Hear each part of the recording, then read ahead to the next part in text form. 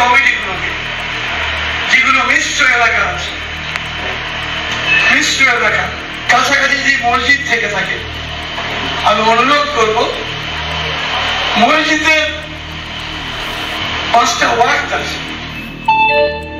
ফরজ নামাজ, জোহর নামাজ, আসর নামাজ, মাগরিব নামাজ আর এশার নামাজ।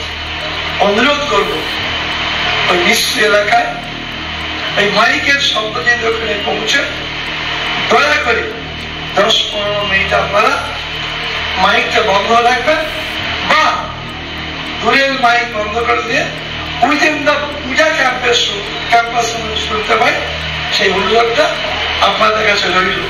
ভাবতে পারেন তৃণমূল কংগ্রেসের এই বিধায়ক রফিকুর রহমান, তিনি এই ধরনের কথা বলছেন। আমডাঙ্গা থেকে তিনি ভোটে জিতেছেন।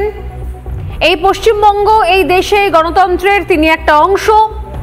তিনি বলছেন যে দিনে 5 বার করে, মাথায় রাখবেন, 5 বার করে বলবো যে এই সময়গুলোতে আপনারা মাইক বাজাবেন না।